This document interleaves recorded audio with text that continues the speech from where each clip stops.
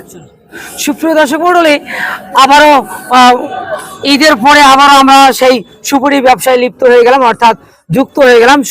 ঈদের কারণে কয়েকদিন আমাদের ব্যবসা বন্ধ ছিল, তাই আবারও আমরা সুপারি ব্যবসার মধ্যে যুক্ত হয়ে গেলাম। আমার পাশে রয়েছে শ্রীনবাজন ছোট ভাই, একজন কাপড় ব্যবসায়ী, আমাকে হেল্প করে। আমি যেহেতু সুপারি ব্যবসা করি, এগুলো গুনতে হয়, অনেক পরিশ্রম করতে হয়, অনেক শ্রম দিতে হয়, অনেক লোক লাগে।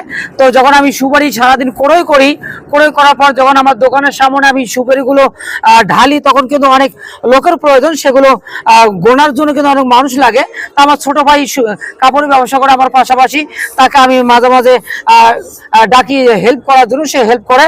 আর বিশিষ্ট ব্যবসায়ী, সুপারি ব্যবসায়ী, আপনারা চেনেন যে হাফিজুর নাম, অনেক সারা বাংলাদেশে এমন কোনো সুপারি ব্যবসায়ী বাদ নাই যে তাকে কেউ চেনে না। আমি তার সঙ্গে কিন্তু যুক্ত হয়েছি এবং তাকে বলেছি যে আমার সুপারি ব্যবসা করতে হবে, যেহেতু সংসার চালাতে হয়, অবশ্যই সুপারির ব্যবসার বিকল্প নেই। তিনি কিন্তু আমাকে সহযোগিতা, তিনি আমাকে কিন্তু নিয়েছে, আমি পার্টনার হিসেবে কাজ করছি।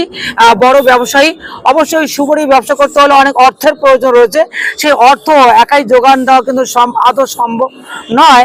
তাই আমি যুক্ত হয়েছি তার সঙ্গে, তাকে আমি কিছু টাকা হেল্প করেছি, যে আমার যে মুনাফা রয়েছে সেই মুনাফা দিলেই দ্যাটস আনাফ।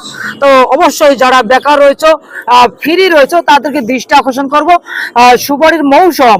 এই সুপারির মৌসুমে আসুন আমরা সবাই সুপারি ব্যবসা করি এবং নিজের অর্থর জন্য আমরা এগিয়ে যাই। এবং অর্থ তো প্রয়োজন রয়েছে পৃথিবীতে বেঁচে থাকতে হলে, সুপারি ব্যবসার বিকল্প নেই।